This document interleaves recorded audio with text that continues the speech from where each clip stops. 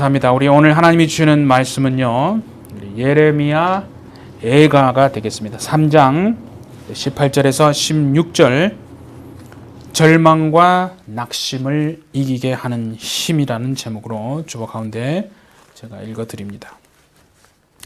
스스로 이르기를 나의 힘과 여호와께 대한 내 소망이 끊어졌다 하였도다.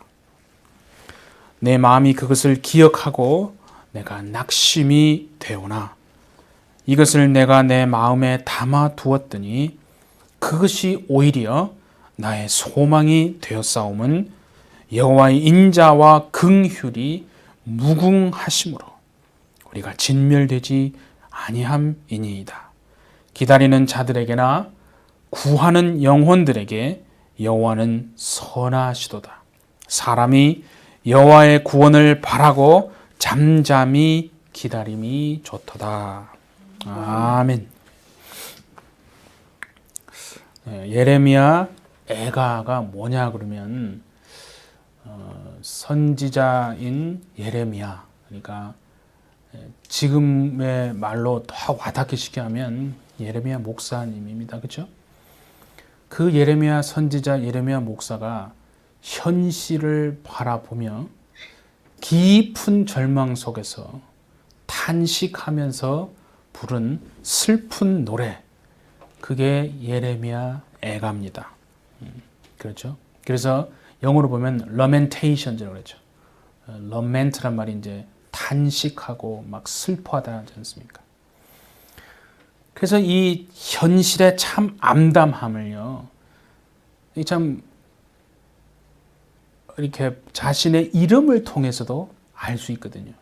그 예레미야라고 하는 그 이름 자체가 무슨 뜻이냐면 하나님이 그냥 내던져 버리시다라는 뜻입니다.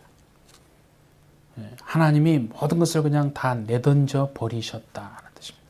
그러니까 지금 이 예레미야가요, 자신의 눈에 보이는 상황과 현실을 보니까 마치 하나님께서 모든 것을 다 내던져 버리신 것 같은 그런 암담한 현실이다 하는 겁니다. 나라는 지금 패망했습니다. 하나님의 성전이 있던 그 예루살렘 성전은 다 회파돼 가지고 폐허가 되었습니다. 그리고 지금 자신의 삶도요, 어떻게 될지 앞날을 전혀 알 수가 없는 것입니다. 그러니까 희망이라고는 보이지 않는 상황이에요. 그것뿐만이 아니라 하나님에 대한 소망이 완전히 그냥 끊어졌고 그 하나님의 베푸시던 은혜도 그냥 다 떠나버린 것 같은 그런 암담한 절망적인 상태라는 거거든요. 그러니까 예레미야 자신이 보기에도 과연 이 현실과 상황이, 이 절망스러운 현실이 회복이 되어질 수 있을까 생각하면 정말 0.0001%의 가능성과 희망이라고는 보이지 않는 그러한 여러분 현실과 상황을 보면서요, 그 예레미야 목사가 절망하고 있는 것입니다. 그게 지금 우리가 읽었던 이 본문 아니겠어요? 그러니까 조금 더 와닿게 그림을 한번 그려보자면 그런 거예요. 여러분이요, 아주 깊은 동굴 속으로 들어간다고 생각해 보세요. 그 동굴 속에 빛이라고는 아무것도 없어요. 완전한 어둠 속에. 그래서 기도조차 할 수 없는, 기도를 해야 되겠다는 건 알아요. 그래야 내가 산다는 것도 알아요. 그렇죠? 그런데 그 절망과 어둠이 너무나 깊기 때문에 기도조차 할 수 없는 그 정도의 낙심하고 있는 그런 상태. 그럼 좀 이해가 되십니까, 여러분? 근데 그 상황을요, 맨 처음에 18절에 읽었던 그거를 그렇게 표현하고 있잖아요. 스스로 이르기를 나의 힘과 여호와께 대한 내 소망이 끊어졌다, 이렇게 표현하고 있는 거죠. 그러니까 모든 것이 다 그냥 끝나버린 것 같은 완전히 총체적인 절망의 상태라는 거예요. 그런 상태에서 선지자인 오늘날로 말하면 목사인 예레미야도요. 그 고통 속에서 흔들리면서 지금 절망하고 있는 것이거든요. 구약성경에 보면 열왕기상 19장에 보면 하나님의 선지자, 그러니까 엘리야 목사님이요, 그 갈멜산에서 바알의 거짓 선지자들을 완전히 격파하지 않습니까? 하나님께서 그 기도를 들어주셔서 불이 내려잖아요. 하늘에서 불이 떨어져서 그 거짓 바알의 선지자들을 다 격파해버리고 난 다음에 그렇게 하나님의 엄청난 큰 능력을 경험하지 않습니까? 그런데 바로 그 이후에 이세벨이라고 하는 그 여왕이 내가 저를 잡아서 반드시 죽여버리겠다고 하는 그 말 때문에 그만 그 엘리야 목사님이요, 엄청난 절망을 하고 낙심을 하게 됩니다. 그리고는 광야로 도망가게 되죠. 그리고는 그 나무 아래에, 로뎀 나무 아래에서 앉아가지고 절망하게 됩니다. 그게 4절입니다. 한번 볼까요? 여호와여 넉넉하오니 지금 내 생명을 거두시옵소서. 나는 내 조상들보다 낫지 못하나이다. 이게 지금 무슨 소리냐면, 한마디로 말하면, 하나님, 내가 지금 너무 낙심이 되고 낭망이 되니까 차라리 나를 죽여주십시오 라고 지금 그렇게 기도하는 거거든요. 참 이걸 보면서 그런 생각 들지 않습니까? 아니, 엘리야 목사님인데 하나님의 그 크신 능력을 경험했는데 어떻게 이렇게 절망하고 낙심하고 자신을 죽여달라고 기도하고 있는가? 오늘 어떻게 보면요, 우리가 목사나 장로나 이런 정말 직분자들을, 평신도들이요, 신적인 위치에 올려놓고 나는 그렇게 못 살지만 당신은 목사고 장로이니 이렇게 살아야 합니다. 여러분, 그렇게 했기 때문에요, 오늘날요, 어떤 방송에서 어떤 예에서 목사나 장로가 실족했다 생각해 보세요. 그러면 어떻게 합니까? 아주 세상의 모든 사람들, 믿는 사람들까지요, 그리스도인들까지 다 합쳐서 어떻게 합니까? 그냥 다 쏘아 붙이잖아요. 비난하고 얼마나 욕합니까? 그러면서 정작 본인들은요, 하나님 앞에 제대로 살지 못하는 것에 대해서 아무런 거리낌도 없지 않습니까? 직분 있는 목사가 저래서 되겠냐라고 막 쏘아붙이고 욕은 하지만 본인들은 아무렇지도 않은 거예요. 그렇게 살아도 된다고 생각하고 있는지 모르겠습니다. 제가 목사가 되고 나서 깨달은 게 뭐냐면요, 옛날에 목사가 아니었을 때는 저 목사님은 나하고는 차원이 틀리고 하나님과 더 가깝고 뭔가 틀리는, 항상 그렇게 그러다 보니까 수준이 나보다 더 높을 것이고 영적으로 더 뛰어날, 물론 그런 부분이 없지 않아 있겠지만요, 제가 목사가 나가서 보니까 이 엘리야 목사와 예레미야 목사가 그런 하나님의 정말 말씀을 전하는 엄청난 능력 있는 사람들인데도 불구하고 이렇게 절망하고 낙심하고 있는 것을 보면서요, 정말 제대로 된 성도는 누구냐 하면 여러분이 섬기는 교회의 목사님을 위해서 정말 기도해 주시는 성도들, 그 성도들이요, 진짜 성도고 하나님이 기뻐하시는 참 양이구나 하는 것을요, 제가 목사가 되고 나니까요, 그게 얼마나 위대한 성도인지 그게 깨달아집니다. 여러분, 저를 위해서 여러분 기도해 주셔야 됩니다. 하나님, 우리 목사님이 헷가닥 해가지고 이상한 소리 하지 않게 말씀을 제대로 전할 수 있게끔 정말 하나님 도와주십시오. 그렇게 기도해 주시는 정말 여러분 되어주시기를 예수님의 이름으로 축복합니다. 그런데 오늘 여기서 분명히 우리가 보아야 될 게요, 현실은 그 예레미야 목사가 보기에도 현실과 상황은 너무나 암담합니다. 그러나 여러분, 분명히 말씀드립니다. 반드시 전환점이 있습니다. 소망이 있는 줄 믿습니다. 자, 21절을 한번 봅시다. 이것을 내가 내 마음에 담아 두었더니 그것이 오히려 나의 소망이 되었습니다. 그러니까 빛이 없는 완전한 어둠인 줄 알았는데 그렇지 않더라는 거예요. 소망이 있더라는 겁니다. 여기서 우리가 잘 살펴봐야 될 게 한 가지가 있는데 뭐냐면요. 내 마음에, 이것을 내 마음에 담아두었다라는 표현이 있잖아요. 이것을 제가 세번역으로 이게 뭔가 한번 찾아봤더니요. 뭐냐면 마음에, 내 심령에 곰곰이 생각하고 또 생각한다. 그런 뜻이더라고요. 마음에 담아두다가 다른 의미가 아니라 내 마음속에 곰곰이 생각하고 또 생각하고 묵상한다 하는 겁니다. 그것을 통해서 절망 가운데서 희망을 발견했다라는 거 아니겠어요? 그러면 우리의 마음속에 곰곰이 생각하고 또 묵상하는 게 여러분 무엇이냐죠. 그냥 내일은 잘 될 거야. 그냥 세상에서 말하는, 솔직히 말하면 긍정적인 그런 마인드를 자꾸 이렇게 얘기하는 겁니까? 그게 아닙니다. 왜 끝없이 절망하느냐면요. 믿는 사람인데도 왜 끝없이 낙심하느냐 하냐면 헛되고 거짓된, 보장이 안 된, 세상에서 말하는 그런 헛된 거짓을 계속 희망을 붙들려고 하기 때문에요. 끝없이 절망하는 것이거든요.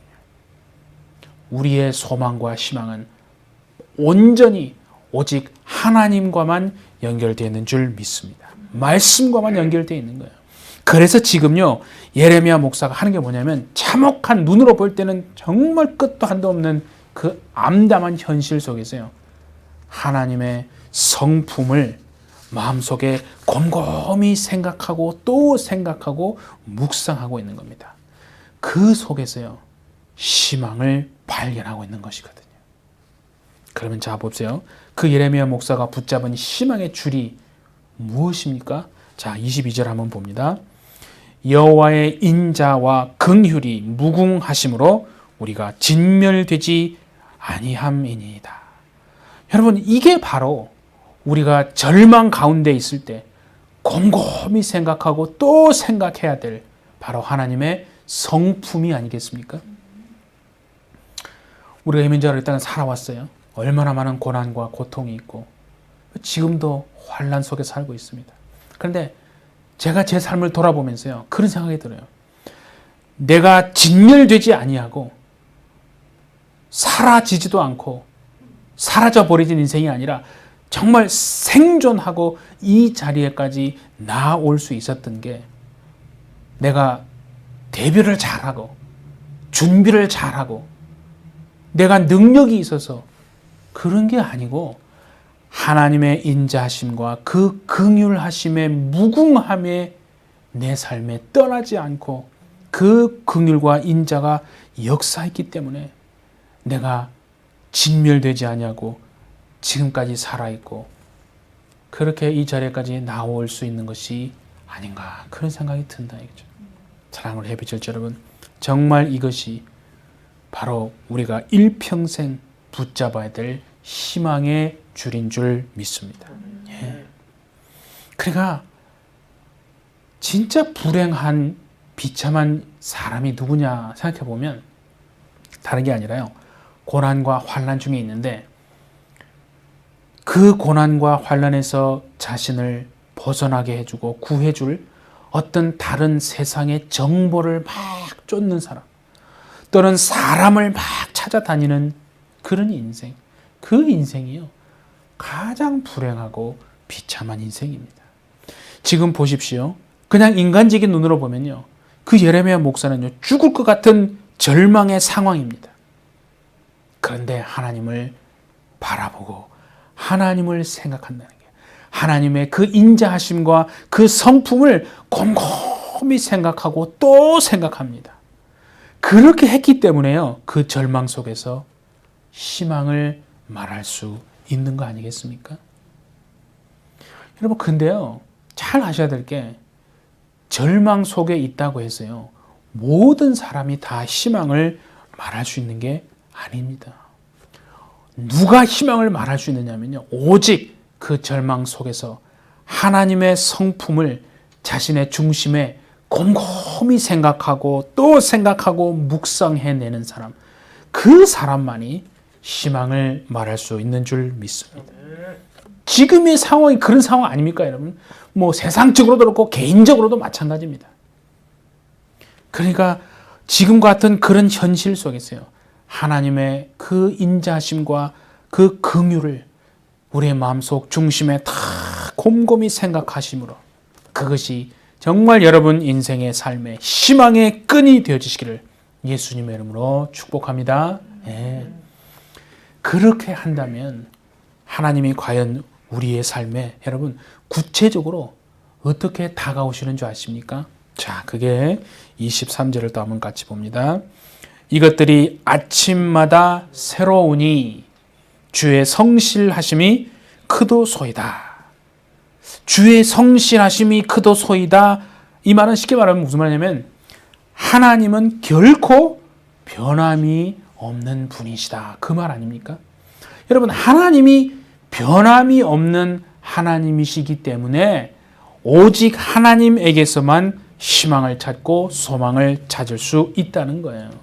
예, 그래서 사람이나 환경이나 세상에는 희망이 없는 거예요. 그건 전부 가짜, 거짓된, 보장이 안 된 희망이라는 거예요. 그걸 사람들이 자꾸 쫓아가기 때문에 낙심하고 절망하는 것이거든요. 그러니까 지금 이 예레미야 목사는요, 아침마다 자신에게 새롭게 다가오시는 그 성실하신 하나님만을 지금 바라보고 기대하고 있는 거 아니겠습니까? 하나님의 인자하심과 그 성실하신 그 하나님을 정말 아침마다 새롭게 만나시는 정말 여러분 되어주시기를 예수님의 이름으로 축복합니다. 예. 그러면요, 그 하나님의 성실하심과 그 인자하심, 그 긍휼하심이요, 여러분들의 삶을 분명히 다시 일으켜 세워 주실 것을 믿습니다. 네, 우리의 힘으로 일어나는 게 아니라는 걸 지금 말하는 거예요. 24절을 한번 볼까요, 여러분? 내 심령에 이르기를 여호와는 나의 기업이시니 그러므로 내가 그를 바라리라 하도다. 지금 이건 뭐냐면 그 예레미야 선지자, 예레미야 목사가요, 자신의 영혼에게 선언하는 거예요. 고백하는 거예요. 선포하는 거예요. 내 영혼아, 하나님의 인자하심과 긍휼을 붙들고 의지하고 일어나라. 내 영혼아, 하나님의 인자하심과 긍휼을 붙들고 의지하여서 주저앉아 있지 말고 일어나라라고 자신의 영혼에 고백하는 겁니다. 정말 이 고백이 영원히 평생에 저와 우리 모두의 고백이 되어 주시기를 예수님의 이름으로 축복합니다. 네. 그러니까 여러분, 진짜 큰 능력이 뭐냐면 환난과 고난 속에 있을 때요, 하나님을 잘 바라보는 겁니다. 그 하나님의 성품을요, 내 마음의 중심에서 또 생각하고 또 생각하고 묵상의 내므로 그 하나님을 소망 중에서 계속 기다리는 것, 그게 하늘에서 불을 정말 내려오게 하는 것보다 더 어떻게 보면 더 큰 능력이라는 걸 여러분 아셔야 합니다. 그러니까 자꾸 낙심이 되는 이유는 쉽게 말하면 그거예요. 상황이 바뀌고 환경이 바뀌는 것을 기대하고 있기 때문 아닙니까? 그래서 상황이 안 바뀌니까, 현실이 변화되지 않으니까 자꾸 낙심한다는 거예요. 주일 예배 때 말씀을 듣고 또 하나님의 말씀 앞으로 나가서 말씀을 의지할 때는 위로가 되고 힘이 되는데 환경이 안 바뀌니까, 현실은 변함이 없으니까 자꾸 낙심한다. 여러분, 상황이 바뀌는 걸 기대하기보다 하나님의 성품을 바라보시는 여러분 되시기를 바랍니다. 인자하심과 그 긍휼을 의지하라는 거예요. 그걸 다른 하면 뭐냐면 우리의 시선을 다른 데로, 다른 곳으로 돌려선 안 된다. 다시 말하면 우리의 마음을, 지금 내 마음을요, 다른 어떤 곳에 뺏기지 말아야 한다는 거예요. 오직 여러분의 시선을 하나님께만 두시는 여러분 되어주시기를 바랍니다. 네. 얼마나 여러분 그게 능력 있는지 모릅니다. 여러분, 말세에 나타나는 징조들이 많이 있습니다. 우리가 성경을 찾아보면. 근데 제가 오늘 말씀드리고 싶은 건 뭐냐면, 분명히 말세에 나타나는 징조 중에 하나가 뭐냐면 거짓들이요, 거짓된 이론과 사상들, 거짓된 말씀들이 무할 것입니다. 그래서 이 마지막 때 사단의 여러분 전략이 뭐냐 하면 바로 그 거짓된 말씀을 믿게 한다는 거예요. 그게 믿어지는 거예요. 그 거짓된 말씀을 믿어서 할 수만 있다면 정말 신실한 사람들인데도 그 거짓된 것을 믿어서요. 그만 믿음에서 떠나게 해버리는, 그게 마지막 때 사단의 여러분 강력한 전략임을 아셔야 합니다. 그러니까 영적으로 우리가 무지하고요, 영적으로 잠이 들어있거나 영적으로 이렇게 눈이 멀잖아요.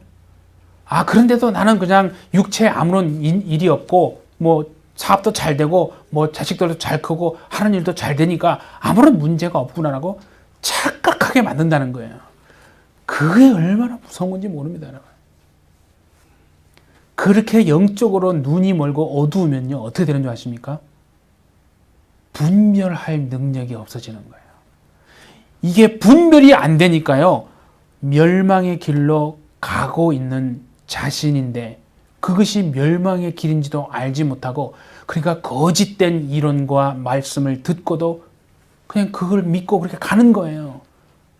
정말 이것이 진짜 말씀이구나 착각하면서 간다는 거예요. 알지 못하니까. 얼마나 무섭습니까? 마태복음 7장 13절에요. 멸망으로 인도하는 문은 크고 그 길이 넓어 많은 이가 그 길로 간다. 주님이 말씀하셨어요. 보세요. 문도 커요. 길도 넓어요. 거기다가 플러스 알파가 더 좋은 게 뭔지 아십니까? 많은 사람들이 그 말이 진짜인 줄 알고 그것이 진짜 말씀인지 거짓이 아닌 줄 알고 거짓이 아니라고 착각하고 다 많은 이가 그 길로 간다니, 그걸 믿는다니까요. 왜 그러겠어요? 분별이 안 되니까 그런 거예요. 여러분, 그러니까 보세요. 멸망의 길인데도 불구하고 많은 사람이 가기 때문에 모르고 그 길로 따라가는 거예요. 그걸 믿는 거예요. 그래서 그냥 같이 멸망하는 거죠. 중요한 건 뭐라고요? 분별할 수 있는 능력이 마지막 때는요, 점점점 없어진다는 거예요. 그리고 여러분, 그 다음 구절에 이렇게 돼 있어요. 양의 옷을 입고 나오지만 속에는 사나운 늑대 같은 거짓 선지자들을 조심하라. 여러분 보세요. 그 앞에 거짓이 붙었잖아요. 말씀을 전한다는 거예요. 말씀을 전하는데 양의 옷을 입고 있어요. 그러니까 겉으로 보기에는요, 거짓 목사라고 하는 것을 전혀 알지 못하는 거예요. 많은 사람들이 그 말씀을 듣고 믿습니다. 분별하지 못하니까. 그 얘기를 하는 거예요. 성경에 보면요, 사단은요, 자신을 광명의 천사로 가장한다고 그랬어요. 앞으로 보십시오. 더욱더 많은 거짓을 증거하는 그런 사람들이 나올 겁니다. 많은 사람들이 그것을 저 말씀이 진짜다 하고 많이들 따라갈 것입니다. 마태복음 7장 21절에 보십시오. 나더러 주여 주여 하는 자마다 다 천국에 들어갈 것이 아니요 오직 하늘에 계신 내 아버지의 뜻대로 하는 자라야 들어가리라. 그렇게 말씀하셨죠? 22절을 보세요. 그날에 나더러 주여 주여, 많은 사람이 와서 이렇게 말합니다. 주님께 우리가 주의 이름으로 선지자 노릇하고 말씀을 전했다는 거예요. 예언했다는 거예요. 능력을 향하지 아니하였나이까? 23절 봅니다. 내가 너희를 도무지 알지 못하니 불법을 행하는 자들아 내게서 떠나가라. I never knew you. Away from me, you evildoers. 여러분, 지금 이게 무슨 뜻이냐면요, 주의 이름으로 어떤 대단한 무언가를 하는 것도 중요할 수 있어요. 하나님이 함께 역사하시면 그렇게 되어질 줄 믿습니다. 그런데 그것보다 더 위에 있어야 될 것이 뭐냐면요, 하나님의 아시는 바가 되는 겁니다. 그래서 그랬잖아요. 주의 이름으로 말씀도 전하고 능력도 했는데 정작 주님은 그들을 뭐라고 했다고요? I never knew you. 모른다는 거예요. 여러분, 이걸 가만히 묵상해보세요. 아니, 저렇게 큰 능력을 행하고 내가 저기에 갔더니 엄청난 역사가 일어나는 목사님도 진짜예요. 그래서 간다니까요. 그게 능력 자체를 부인하는 게 아니에요. 사단이 얼마나 능력 있는 줄 모릅니다. 그래서 마지막 때는 분별하라는 거예요. 그 영이 정말 성령인지 아니면 하나님의 영이 아닌지를 분별하라는 거예요. 그게 엄청 여러분 무서운 겁니다. 그러니까 여러분 잘 생각해 보세요. 지금 예수님이요, 나는 너희를 모른다는, 주님이 모른다고 한 그 사람이 평소에 하나님의 성품을 곰곰이 마음에 생각하고 묵상했겠습니까? 진짜 그 사람이요, 하나님의 정말 인자하심과 긍휼을 다 변치 않는 그 긍휼을 바라보고 그 절망 가운데서 소망하면서 그 하나님을 진짜 의지했겠는가 이거죠. 그렇게 했으면 거짓이라는 것을 분별할 수 있었을 것입니다. 다시 말하면요, 분별하지 못했고, 그 말은 평소에 하나님의 그 성품, 인자하심과 긍휼하심을 그렇게 마음속에 곰곰이 생각하고 묵상하지 못했기 때문에 분별할 능력이 없었고, 그렇기 때문에 거짓 선지자들이 전하는 거짓 말씀을 믿고 따라갔다는 거예요. 그래서 주님은 그들을 뭐라고 했다고요? 모른다라고 한 겁니다. 그래서 멸망으로 간 거예요. 얼마나 여러분 무서운 것입니까? 진짜로 오늘의 세상은요, 거짓을 분별해서요, 참 믿음을 지켜내기가 너무나 힘든 그런 세상 아닙니까? 오늘 이 예배를 통해서 하나님께서요, 그럼에도 불구하고 우리가 의지하고 붙들어야 될 것이 무엇인지를 분명히 저는 말씀하고 있는 줄 믿습니다. 우리 해피처치 여러분, 진짜로 이 환난 가운데서 그러나 변치 않는 그 하나님의 성품을 의지하시고 하나님의 그 인자하신 그 긍휼의 하나님, 성실하신 하나님으로 아침마다 새롭게 다가오시는 그 하나님을 여러분 만나셔서 정말 이 세상의 거짓을 분별해 내시고 여러분들의 영혼을 지켜내심으로 생명의 길로 가시는 저와 여러분 모두가 되어주시기를 예수님의 이름으로 축복합니다. 예, 기도하겠습니다. 하나님 아버지, 우리가 소망해야 할 분은 오직 하나님 한 분뿐임을 우리 심령에 깊이 다시 새기는 시간 되게 하여 주옵소서. 보장이 없고 헛된 거짓된 희망, 세상의 소문, 수많은 정보들, 사람의 말들을 이러한 것에서 답을 찾고자 하는 유혹을 이겨낼 수 있는 은혜를 주시옵시며 영원하신 하나님의 인자하심과 긍휼하심 때문에 우리가 이 자리에까지 올 수 있었음을 일평생 정말 기억하는 저희가 되게 하여 주시옵소서. 모든 것이 마치 끝난 것 같고 절망 속에 있는 것 같은 답답한 암울한 현실일지라도 날마다 새롭게 다가오시는 하나님의 성실하심으로 반드시 회복되는 2021년 정말 되게 하여 주옵소서. 그래서 거짓을 분별해내고 정말 우리의 영혼을 지켜내고 생명의 길에서 떠나지 않는 하나님의 참된 믿음의 사람들 다 되게 하여 주옵소서. 감사드리며 예수님의 이름으로 기도하옵나이다. 아멘.